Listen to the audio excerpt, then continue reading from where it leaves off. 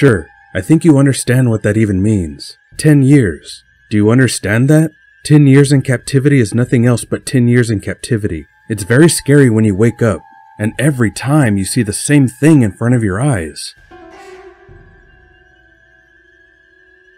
When I was free, my younger brother came to pick me up in the car, and then, you wouldn't believe it, I was crying because everything was so different. An embarrassment of riches. In the beginning, I was afraid to cross the road. Well, I was scared. That is, I couldn't cross the road alone. It was too scary. I was afraid of people.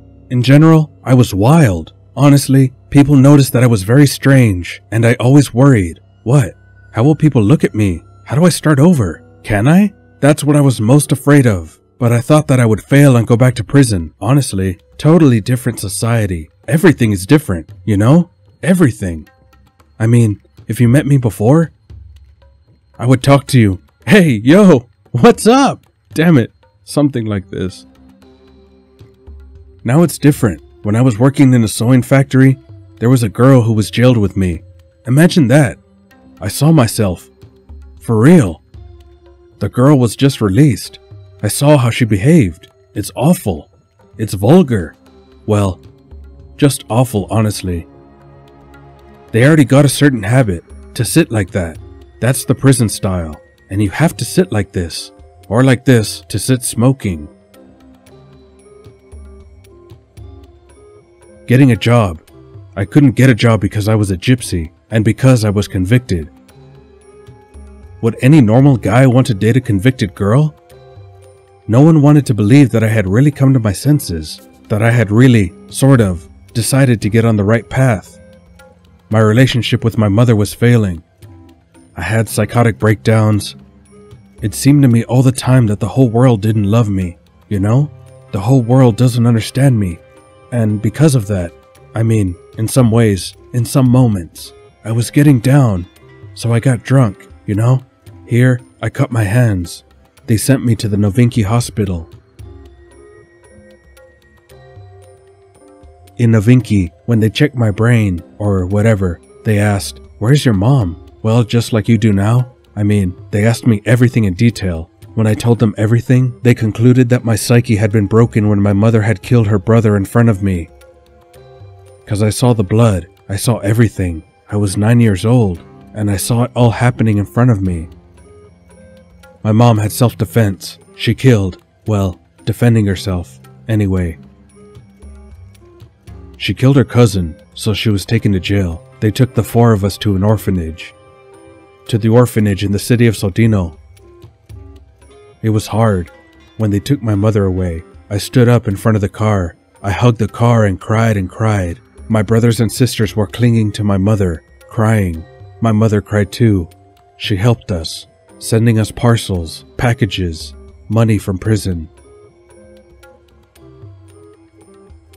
Well, we mostly didn't see her. Now the orphanages are less decent, even good, I would say. Earlier orphanages were different. The teachers used to take away everything that was sent to us. Horrible things used to happen in orphanages and boarding schools before. I was beaten, and I still have a scar on my head. I was raped at the age of 11. I was raped by very close people. Never in my life would I have thought anything bad about them. We had been friends for so many years, you know? The thing is, they were older than me. We sat in the closet, having a drink, and then it happened. We made a report. There was an examination, and they were in prison for it. I think, if you check the papers in Zodino, probably, somewhere in the archives there will be something about this case. Then my mom was released, and she took us out of the orphanage. Mom got a job as a sweeper. Well, what's it called? A janitor. Yes, a janitor. Well, we got up in the morning, helped her clean up, and went to school. I was very naughty and disobedient. Well, I had already been naughty when I came back from boarding school. I had a fight with my mom and decided to spite her. In short, I did it out of spite. I robbed someone and called the police myself. Did it to spite who? Myself. That was a protest to my mother, you know? She kept threatening me with jail. I said, "Jail? Well, that's not a problem."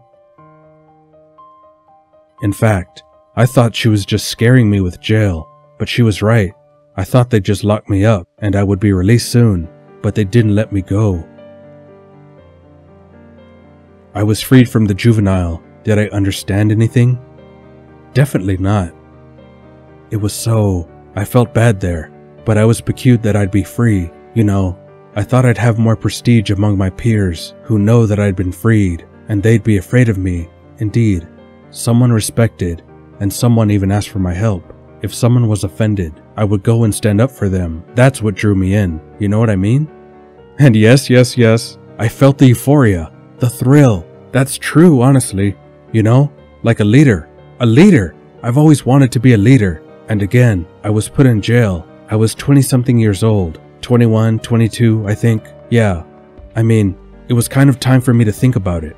Nah, no way. I was still like, I was excited. I wanted to be a leader. I couldn't yet. In fact, I couldn't yet understand a lot of things. Then I was free again, and for the third time, when I committed murder, I didn't really want to kill him. I mean, it was the first time I saw him. What happened?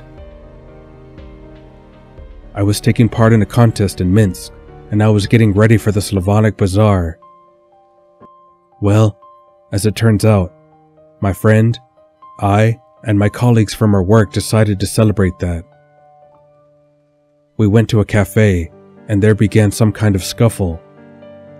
I came out later because I was outside at the time. I heard the fighting and shouting, so I rushed over there and saw the man lying on the floor, and the other man kicking him. I went to him. In short, then this man got up and... he grabbed the knife and threatened my friend. I don't know how it happened. Not for nothing they say that fear takes molehills for mountains. I mean, I did it unintentionally. I didn't want to kill the man. Believe me, it wasn't my intention. I caught that knife and then stabbed him. How many blows there were? How many? I don't remember that. So it turned out that I killed him. I was shocked. They asked for 12 years of imprisonment that day. I was even injected with haloperidol because I was shocked. It was hard to believe that I will lose 12 years of my life. Can you imagine that? It was just awful for me. They put me in jail. It was very hard. Very, very hard. But I didn't understand it right away. That is, I really didn't get it right away. It's a pity I didn't understand it sooner. Had I understood it sooner, I wouldn't have missed so much in life. I'm an idiot. What did you miss? Well, I missed out on a lot. I could have studied. I could have become a normal person. I could have been on stage a long time ago. Believe me, I would have been long ago. And I've been creating for a long time. In fact, I was creative back in the penal colony. I sang there. They even called me the star of the colony. People went to my concerts with great pleasure. I wrote songs there. That's where I wrote my first song, The Candle. You must have heard it, right? No? Well, the first song I wrote was Candle. There was competition from the Department of Internal Affairs for the best song. I won the third prize among all the colonies all over Belarus. Now I'm going to release my second song. It's almost ready. The title of it is Without You. Wherever I worked, I used to collect money. Then my mother gave me something, and I also collected it. My sister helped me out, and my friend Olga Volotovich. I brought some equipment and started my own business. I host corporate parties, anniversaries, and any other events. What style of music? You know, I don't have any particular style of music. I am a versatile person, you know? I mean, I can sing rock, I can sing romance, I can sing chanson. I want to be able to help people. May the viewers forgive me. Guys, I'm telling you honestly, women's clothes don't suit me categorically. Believe me, I've tried them. Just please understand me. This is the same as excuse me, dressing a man in woman's clothes and putting makeup on him. It's exactly the same. And you see, no matter how you look, there's still nothing feminine. They brought us to the orphanage, cut our hair, and that's how it started. You know what I'm talking about? There are many girls. Some of them have long hair. Even nowadays, they still have this gait. This, you know, orphanage gait. I can tell right away that someone was in an orphanage, for sure. Oh, such a mess. Was this what I needed? Or did I need this one? It's Vaseline. Well, that's normal. don't you think? What? Are you shocked? My mother is very sorry right now. She's always crying. There hasn't been a day yet. You won't believe it. There hasn't been a day that she's woken up without crying. And she says, I know that if I didn't go to jail, I wouldn't do that. She'd want justice for everyone. She says, if I hadn't gone to jail, I wouldn't have been in jail, and your lives wouldn't have been ruined. You know, I probably think that I wouldn't want to meet people from there, with such cruelty. For me, that would be very painful, although, after all I've been through, I don't think it would be new for me, you know? But I wouldn't want to face that again. I get used to people very quickly, and then it's very hard for me, you know? Very much.